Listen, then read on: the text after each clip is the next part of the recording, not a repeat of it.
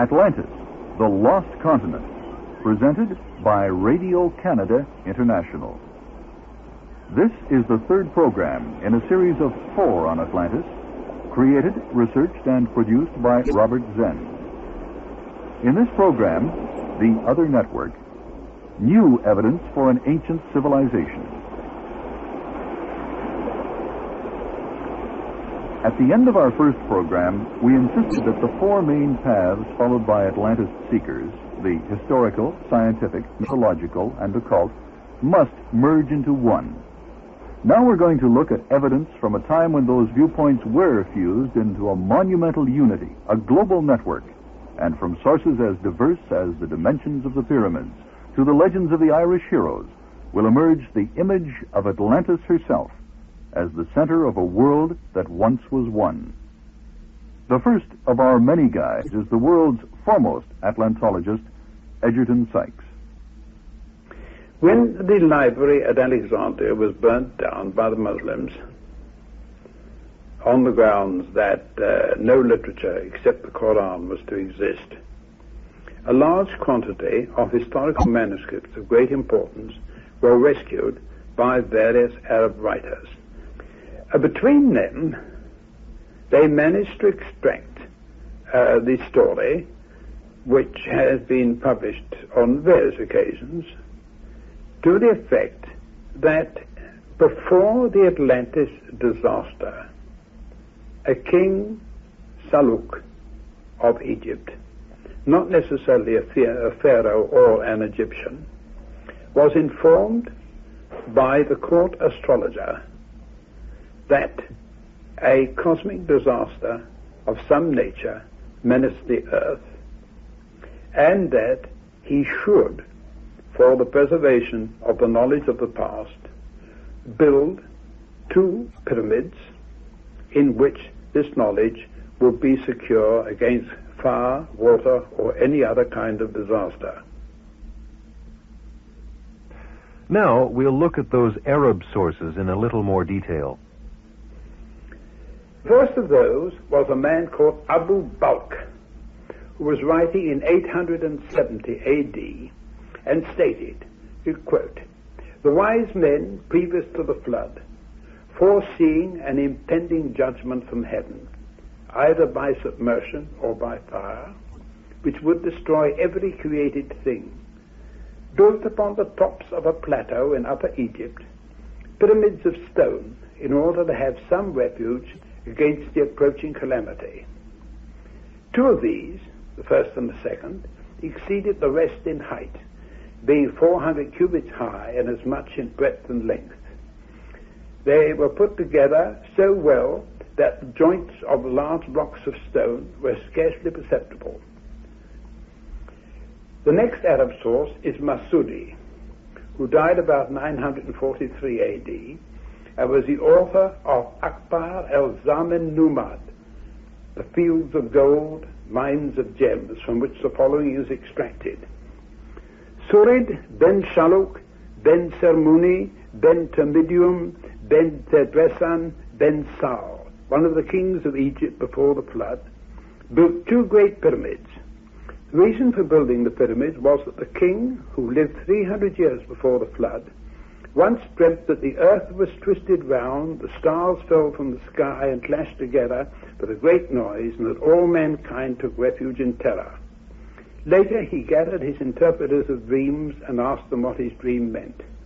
They did their best, as accurately as possible, and told that a great flood would come and afterwards a fire, from the destruction of the constellation Leo burning up all the world. The king said, "Look, if this disaster is going to befall our country, what shall we do?" They said, "Yes, the flood will befall most of the country." Then he said, "Look, if it will flourish again, or will it remain inundated?" They answered, "No, our country will again be as it was and flourish."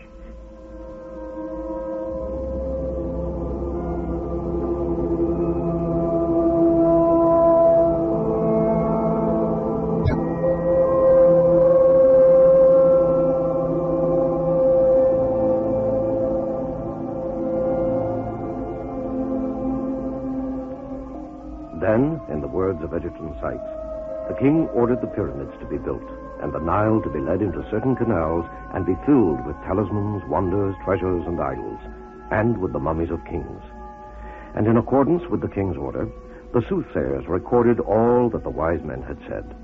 On the walls and ceilings of the pyramids, all the secret sciences in Egypt were recorded, and pictures of the starry sky were painted thereupon, and the means of curing harmful things, and all they knew of arithmetic and geometry understandable to anybody who knew the language and its writing. When the building of the pyramids was about to begin, he had huge columns and stone flags carved and granite fetched up from Aswan.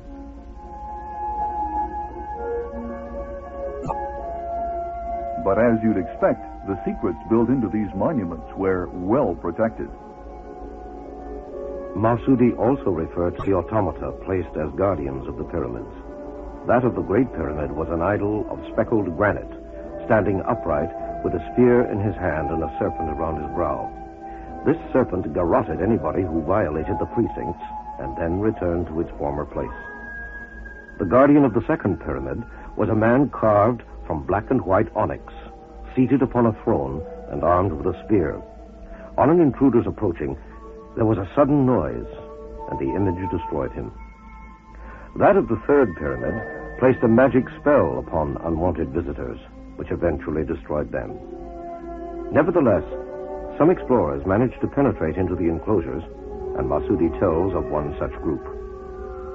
The walls were composed of small, square stones of beautiful colors.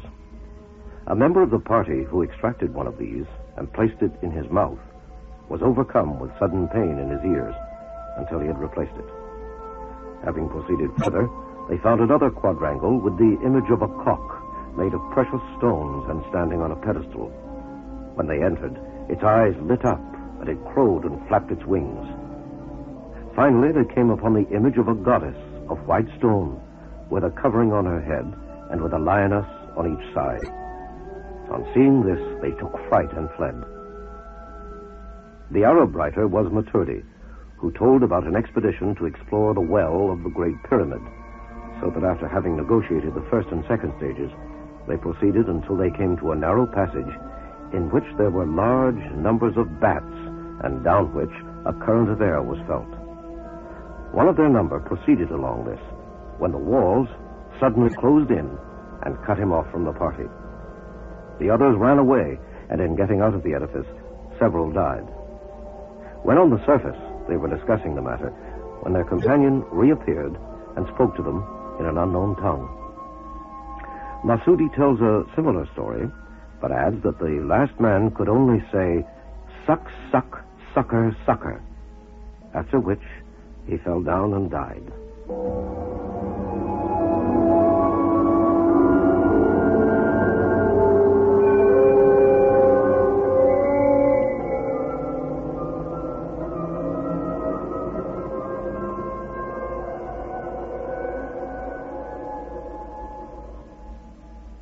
This information has been available in print for over a century. I am not the only person who has recorded it. And yet, to the best of my knowledge, not a single one of the parties which have been interested in exploring the Great Pyramid within the last 20 years had any knowledge of it, or would have been interested in it had they been told. And what is more, they confirmed the time given by Plato to a very large extent. And Plato and these people had nothing in common at all.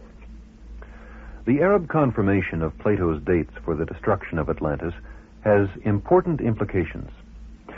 What we seem to be learning is that our history stretches much farther back than where the timid Santorini estimates placed Atlantis, a mere 1,500 years ago. A century ago, or very nearly, when Ignatius Donnelly was writing about Atlantis, our knowledge of the past went back at the most 2,500 years. That was about as far as we knew anything at all. Nowadays, practically every archaeological team of any importance in the world is turning up material of 8,000, 9,000 years ago. And I feel that within a very short time we should be getting artifacts dating back to BC 10,000, which was the time of Atlantis and which were contemporary with it. It still appears that the main body of information, for what it is worth, which may even contain the legendary Book of Thoth, to which we get references, is still hidden somewhere underneath either the first or the second pyramid. And I say definitely underneath, because they stand on a rock foundation which is about 50 meters above the level of the Nile, and there is ample room for subterranean chambers of any kind. So far, none of the explorers have been able to find anything, but it's certainly there. There are too many stories from the Arabs, who after all were the best informed on Egyptian history, about this, for us to be able to overlook them and deny them. And there are still other sources. One of the American psychic Edgar Cayce's most intriguing prophecies is that the records of Atlantis will be found near the Sphinx, which he says is itself a bizarre representation of the form of Atlantean man. I think this is rather improbable. The reasons are the following. The Sphinx is a god of an alien civilization. It came from Assyria, from Babylonia, or somewhere in that direction, during one of their invasions of Egypt. It is not a female goddess, but a male god, representing a man head on the body of a lion, rather resembling the Assyrian statuary which you find in most great museums at the present moment. The other thing is this, that to go below the level of the Sphinx temple, you would be below the level of the Nile, and I think your chambers would be flooded out. And as it was an alien culture, I very much doubt whether there would have been any connection whatsoever between the Temple of the Sphinx and the pyramids standing on the plateau immediately above. That there may be an entrance somewhere near the Sphinx is probable. The rock face at the moment is very, very broken.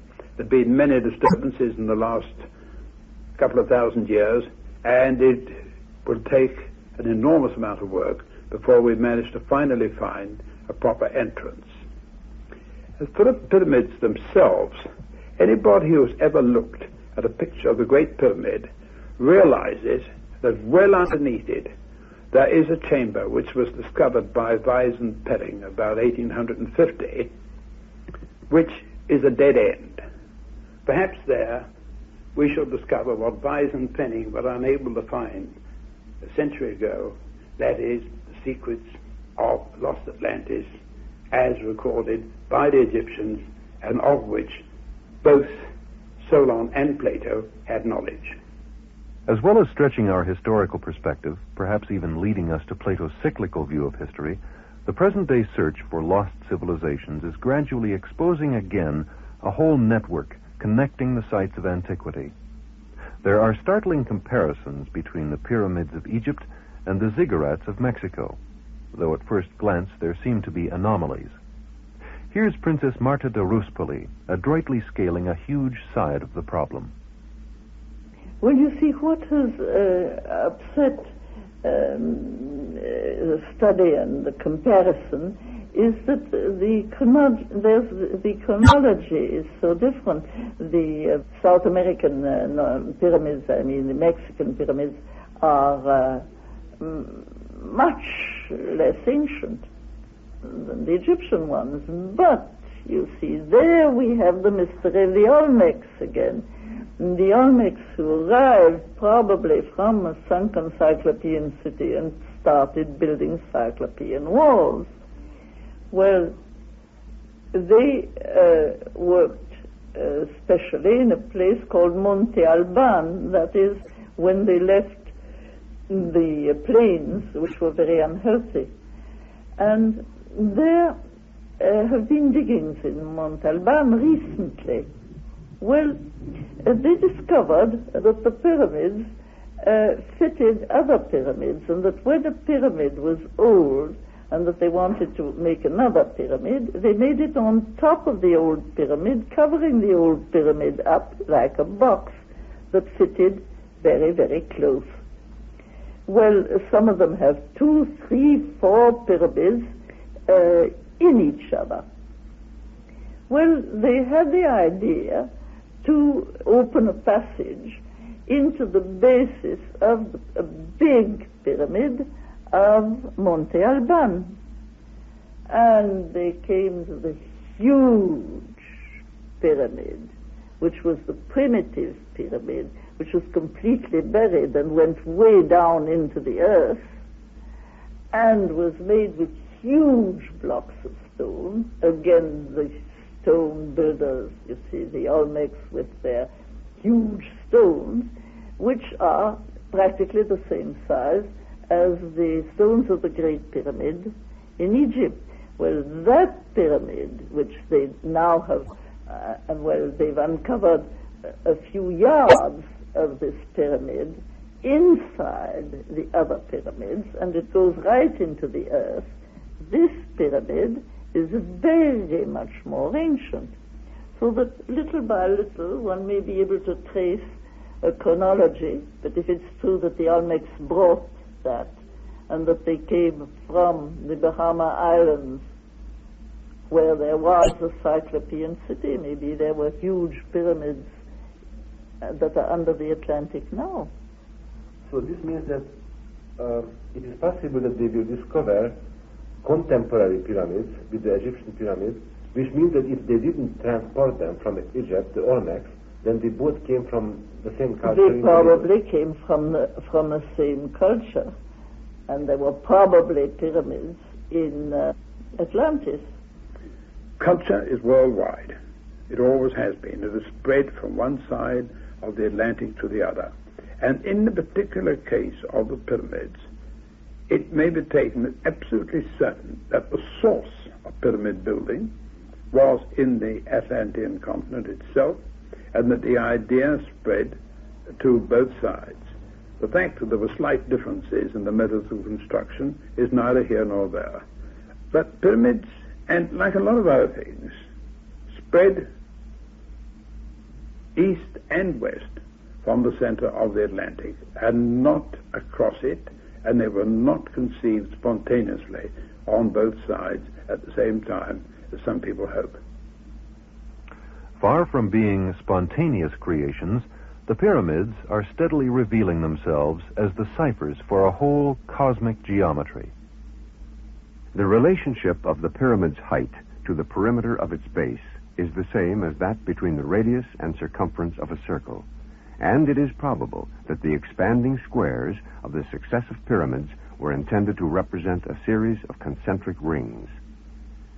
The whole scheme formed a model of the mystical city, in terms of which the philosophers of the ancient world were accustomed to express their cosmology.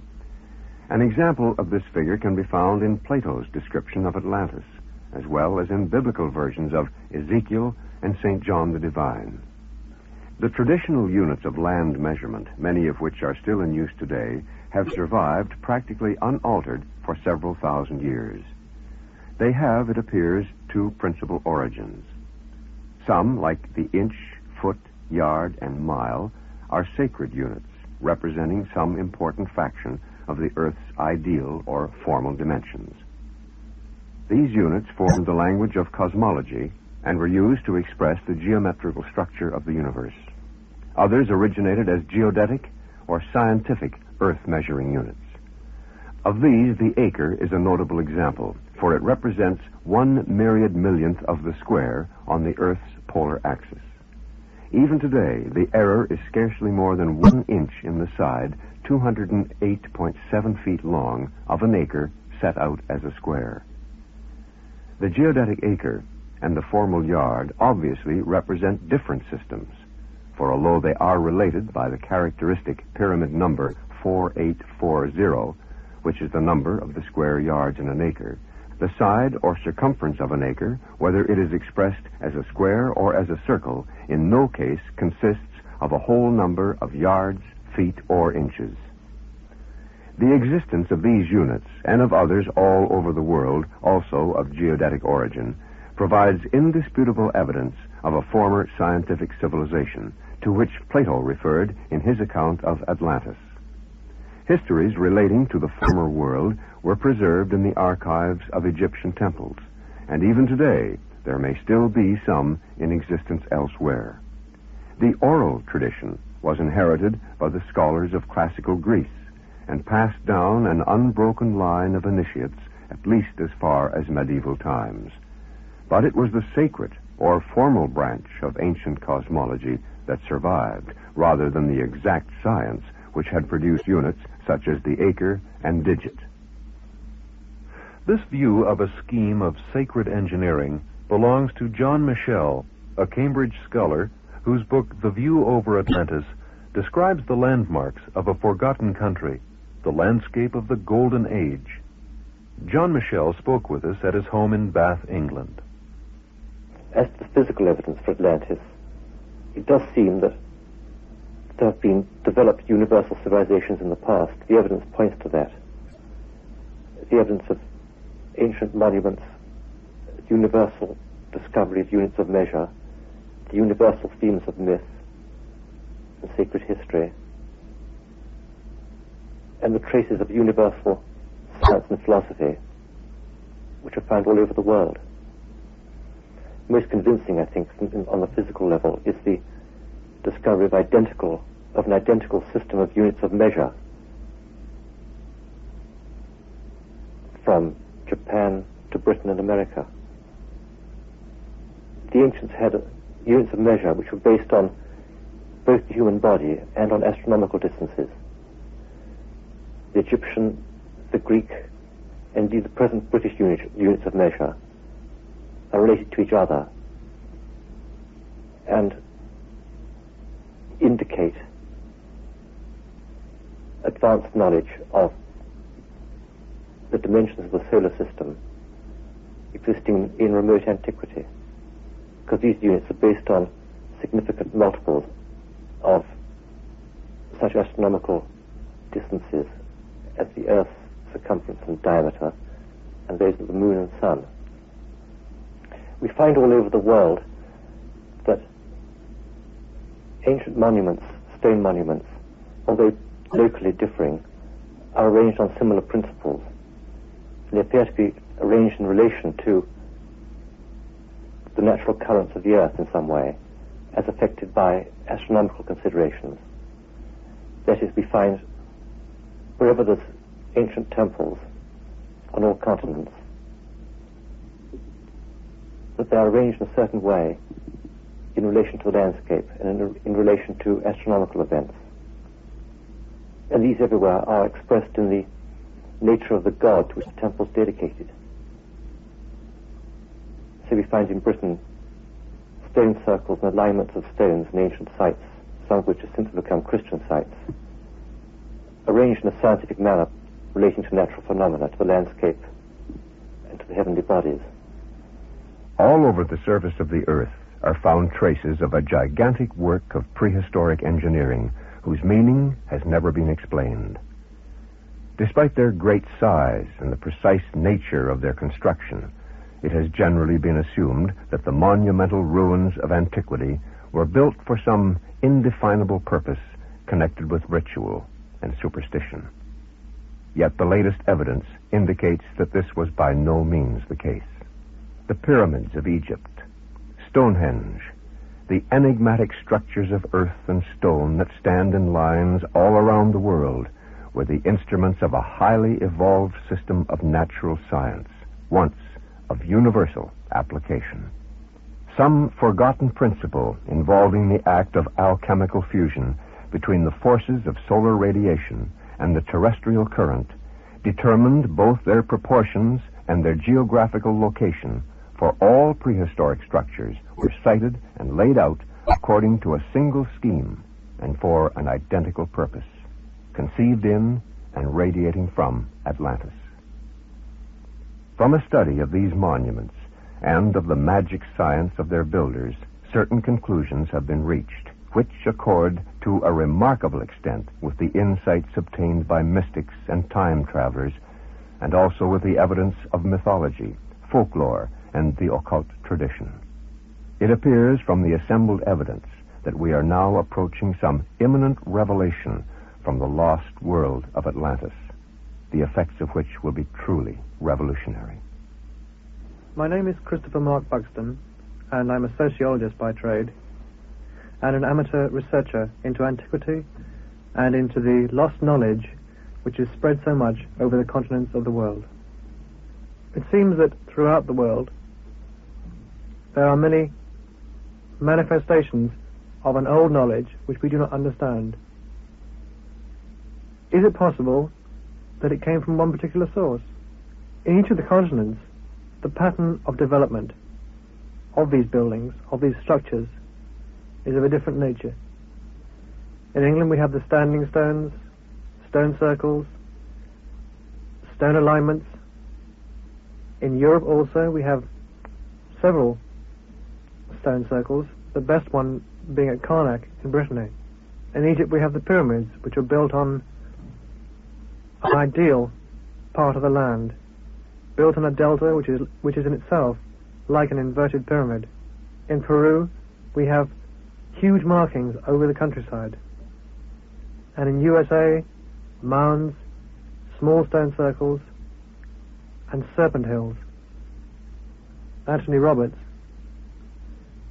wrote a complete book called Atlantean Traditions in Great Britain, in which he traced this knowledge all over England, Wales, and Scotland, and showed how it was manifested in the mythology of the different parts of the country. How each stone circle had its own legend, how each of these legends appeared to tie up all the way through, how in many cases the stone circle had 4 different stories attached to it, and each of these stone circles would have the same stories. So it seems that one isn't really dealing with different tribes building different monuments. One is dealing with a traveling knowledge, a spreading wisdom, which enabled each of the people, each of the tribes in the area, to build circles, monuments, with a complete understanding of what they were doing.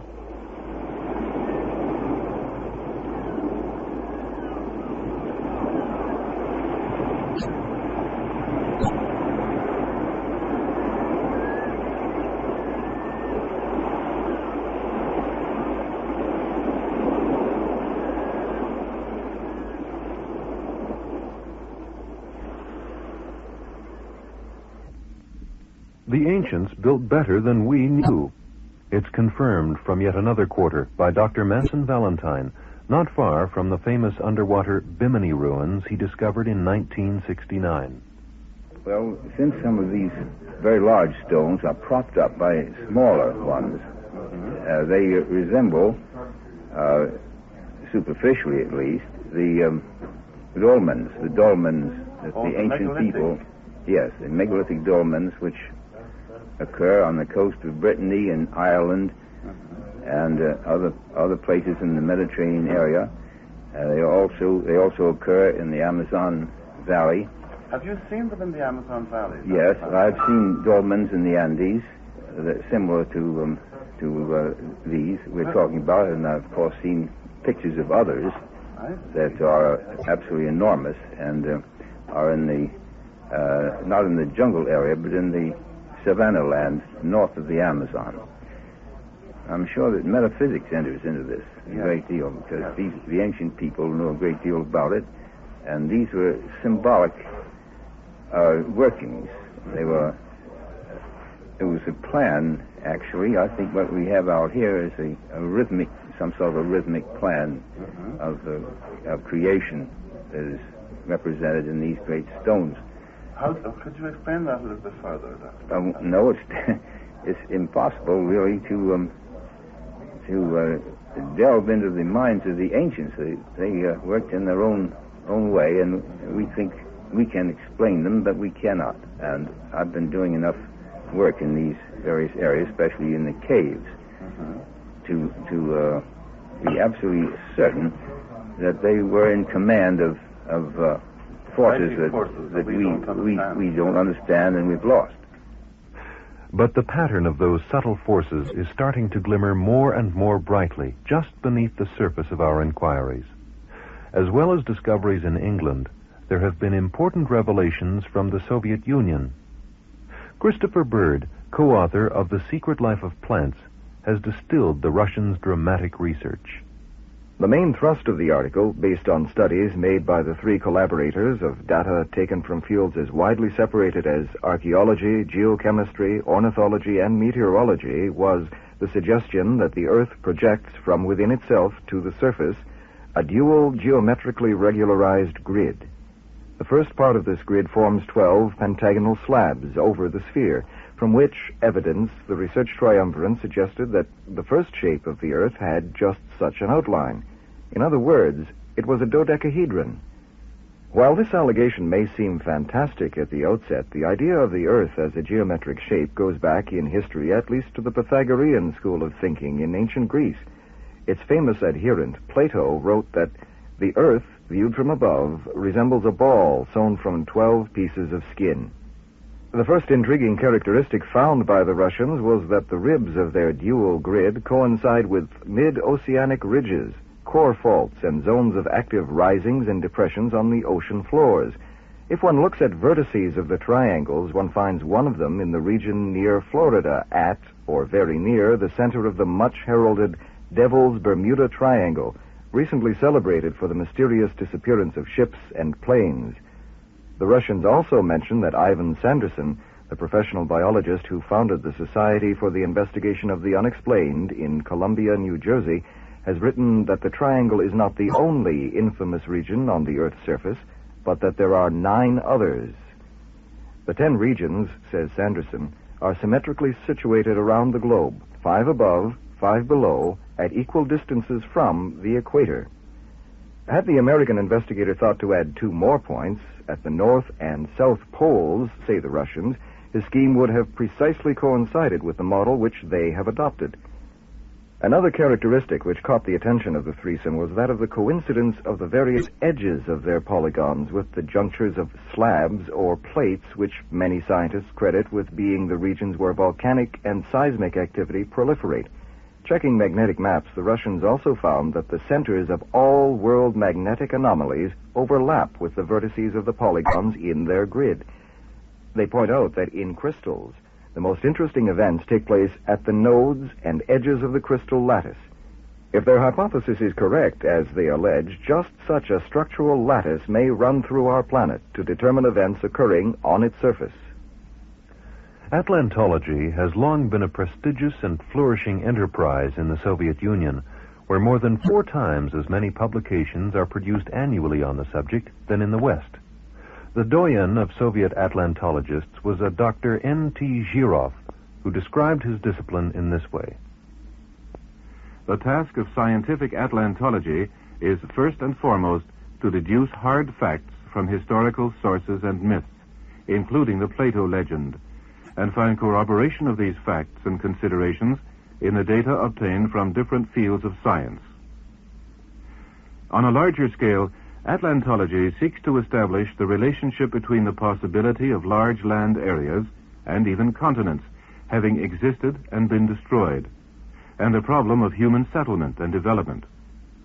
It may be said that at its present stage, Atlantology is going through a transitional period of development, a period characterized by its formation into a science and departure from fantasy and pseudo-scientific fabrications.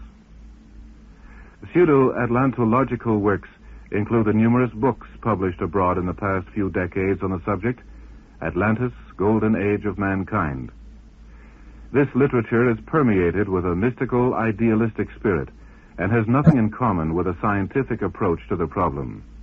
I should like to note that the interference of the Atlantomaniacs has greatly harmed science, for it discredited the Atlantis problem in the eyes of many scientists. I've got a book written by the Russians who were on the Lamont expedition. Right.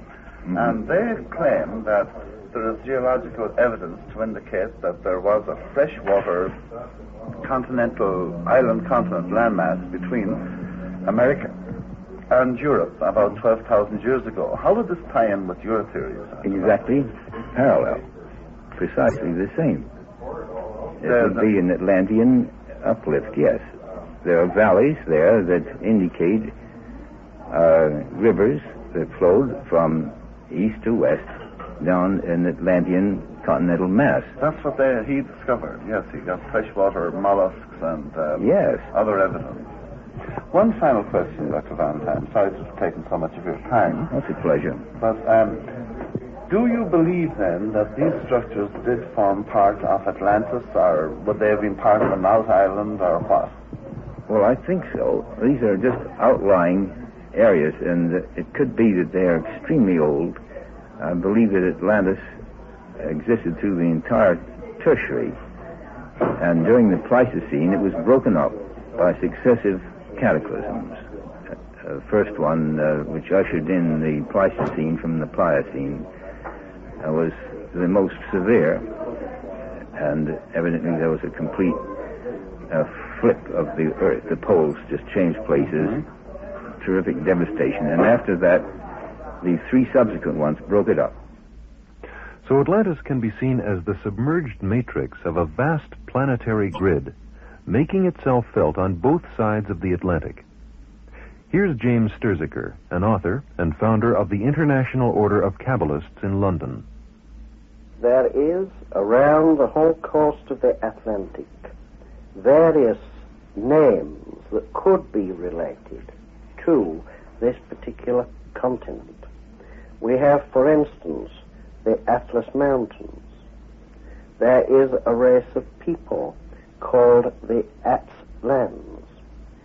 And there were, round about South America, a race of people that we referred to as the Atlantes. Then we have other coincidences which are pointed out in Donnelly's book. A pipe with a particular type of carving was found in South America, with the same type of carving as a pipe in Ireland. Could this be coincidence? From Plato's Critias, we learn that the Atlanteans built houses of white, black, and red stone. Whitish, calcareous terrain, black and red volcanic rocks are found on the Azores. And if we accept the soundings that have been made by various expeditions from time to time, we find that the islands of the Azores are mountain tips, presumably from some sunken continent. In dealing with the problem of Atlantis, we must take into account the continental drift theory of Professor Alfred Wegener, which postulates that 225 million years ago, all continents were united. The profile of the Americas and the geographical contours of Europe and Africa do indeed fit like a jigsaw puzzle. The Swedish vessel Albatross, sound in the bed of equatorial Atlantic, discovered traces of fresh water plants at the depth of 2 miles. Professor Hans Petersen, who led the expedition, thought that an island must have sunk at that spot. Scientists working for Lamont Geological Observatory in the USA have made an important discovery on the basis of foraminifera, tiny sea animals, that a sudden warming of surface ocean waters took place in the Atlantic 10,000 years ago. Yet another corroboration of Plato's chronology for Atlantis. Now, let's go back to the matrix of mythology and Egerton Sykes. Now, one of the other sources which I have been found extremely useful is that of the Irish. There were three races who were mainly concerned with Ireland in its early stages: the Tuatha De Danann, the Firbolgs, who probably came from the Volga River, and the Fomors or Pomorza, who came from the Baltic and Scandinavia. The Tuatha were the ones who provided most of the folklore which has come down to us through the hands of translators and poets. And one of the stories which has been most helpful to me has been the story of the four cities. And here, if I may quote, "There are four cities that no mortal eye has seen, but the soul knows.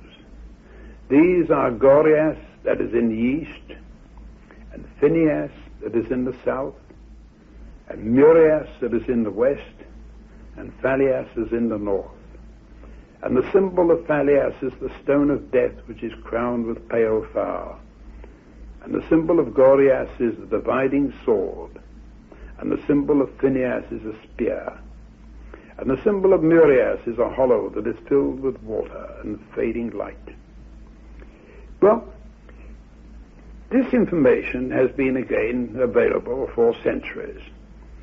But it suddenly occurred to me 3 or 4 years ago that in these four names I probably had the names of 4 of the outlying cities of the old Atlantean civilization, memories of which had come down to the Irish through the Tuatha, who, to my mind, had probably been either temple soldiers or temple guardians at the time.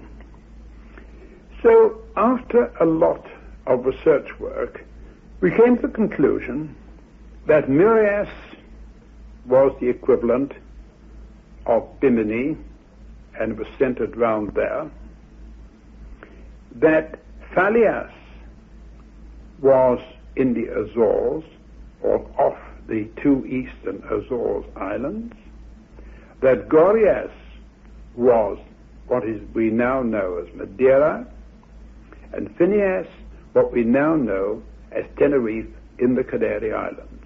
And it must not be forgotten, they were all islands.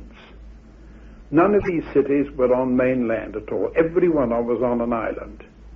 And we have so many records of their being visited by strange travelers, such as Bran O'Connor and Mael June, such as Loki the Norwegian, such as the Turin brothers, that we are obliged to assume that there were strange things of this nature.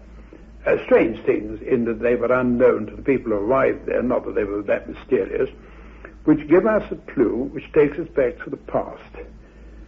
Now, the interesting thing is this. We have one artifact from Atlantis, my mind, which is at the present moment in London that is visible. This is the symbol of Phalias, the stone of death crowned with pale fire. This was originally, to my mind, a radioactive stone which was kept as a sacred object, much as is the sacred stone of Mecca. Gradually, over the years, the radioactivity wore off, and instead of becoming a sacred object of worship, it became used as a throne. It was brought from the Azores, where it was, to Ireland in the time of the Tuatha, probably by the Turin brothers. It became the throne of Tara, on which the Irish kings were crowned. Later it was captured and taken to Scotland, where it became the throne of St. Columba. Later again it became the stone of Scone, on which the Scottish kings were crowned, and finally it was captured by the English in battle, taken to Westminster Abbey, installed on the throne of England, and on it every English sovereign for the last 400 years has been crowned king or queen. Obviously, from this means that the radioactivity is no longer dangerous. But apparently, in the Irish times, it was said to be extremely dangerous and to cause cries of terror on the part of people who were forcibly seated on it. The spear and the lance, sword, these are all right. They came from various metal foundries on the islands off the African coast. They are important, but not vital. What is really important is the symbol of Mirias, which was the hollow that was filled with water and fading light. Well, the earliest explorers of America, such as Ponce de Leon, came over and landed at Miami, which they thought was Bimini, on the grounds that there was the fountain of eternal youth, which had been the secret, one presumes, of the temple of Mirias. Well, Ponce de Leon was mistaken. The fountain of eternal youth, wherever it was, has now vanished. But nevertheless, the tradition that on the other side of the Atlantic lay a means of healing and of restoring one's youth persisted throughout the whole of history, from the times of the Vikings, the earliest Vikings, the Aesir and the Vanir, right up to the time when the Europeans discovered America. To my mind, this succession of clues, which I'm still working on, provide me with one of the steps between the existence of Atlantis and our present-day culture. And as I said before, I'm absolutely certain that the coronation stone in London, the Stone of Destiny, the Liar Fail, is itself an artifact dating back as far as Atlantis, and is probably the only one in the world of which that can be said. What is the basis for identifying these four cities with the four islands, Peleas, Corea, Timea, and Mirias, with Azores, Madeira, Tenerife, and Bimini? There are only 4 places along the Atlantic which could possibly have been the sites of these cities and which carry in them legends of this past period. For example, both Gorias, which is Madeira, and Phineas, which is Tenerife, have traditions of the past of metal working, of the manufacture of swords and weapons. And actually on Tenerife there was a magnificent statue of Poseidon in a chariot with 2 horses, or even 4, in solid gold, which stood in the temple. Just as artifacts in the Old and the New World are being linked to Atlantis, so too are even the deities of 2 civilizations. Here finally is Princess Ruspoli with one of these links, and with a tantalizing clue to what may have brought on the destruction of the lost continent. There is a strange resemblance between Horus, the founder of Egypt, the son of Osiris, and Quetzalcoatl in Mexico. Horus is represented as a man. His shoulders, his chest is the chest and shoulders of a man, and in all his statues he is naked to the waist, and he has the head of a hawk, and he wears a veil over his face. Well, the Tuaregs, wear veils over their faces, and they have very sharp profiles, very much like hawks. One would think when one sees them that they are hawk-headed. It may be the legend of Horus. Well, Horus had lost an eye in his battle with Set.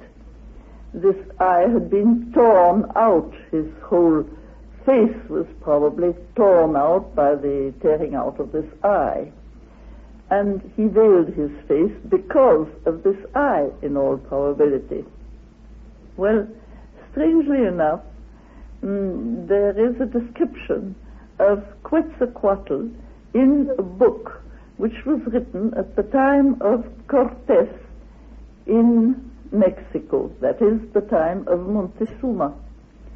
A Jesuit named Fray Diego Duran, and a very intelligent man, accompanied Cortés.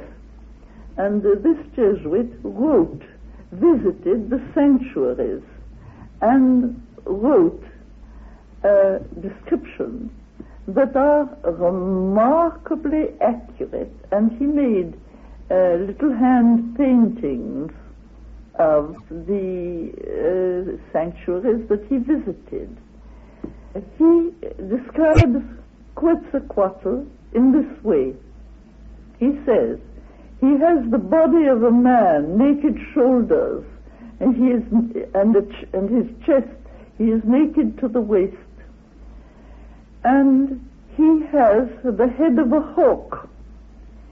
He has a queer deformation on the side of his face and nose, like a wound. Fray Diego Duran describes it. He says that there are certain eagles, condors, in South America who have a kind of scar above their beak, like a disease. And he says that Quetzalcoatl's beak is like that, his hawk's beak. And he wears a veil over his face, a black veil over his face, like the black veil of Horus. And he has a pointed and very high mitre on his head, like Horus, who wears the white crown of Upper Egypt. Besides, Quetzalcoatl is represented in the painting of Fray Diego Duran, which is a painting which dates to the 16th century. He paints all around Quetzalcoatl's seagulls, as if he was connected with the sea. Besides, according to all the Mexican traditions, Quetzalcoatl came like a comet from the sky. As a matter of fact, he probably landed, and he's certainly very ancient. The tree of Quetzalcoatl, which is near Montalban, between Montalban and Mictlan, is one of the largest and oldest trees in the world. But if we suppose that Horus came from Atlantis to Egypt, then how can we also suppose that Horus went west and settled in America? Because it's the legend of Horus that came. People came who brought the remembrance of Horus, the legend of Horus. That's why they said that he was a comet that came from the sky. It's the legend that came. Do you think this was the comet which activated the volcanoes? Well... and destroyed Atlantis? I have no idea. It's not in my competence to research a thing like that, but it should be gone into. Every little detail should be examined carefully. So Quetzalcoatl was the comet? Quetzalcoatl came as a comet.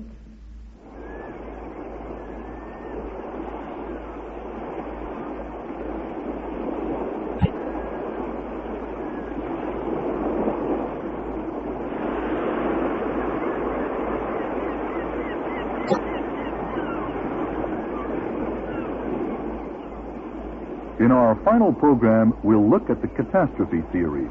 including Velikovsky's Collisions of Worlds, and at the question, do we live on Atlantis? In this program, you heard Dr. Manson Valentine, Edgerton Sykes, James Thurziger, Princess Marta de Ruspoli, John Michel, and Mark Burton. Our series on Atlantis was created and produced by Robert Zend, with co-production by Tim Wilson and Len Shear for Radio Canada International.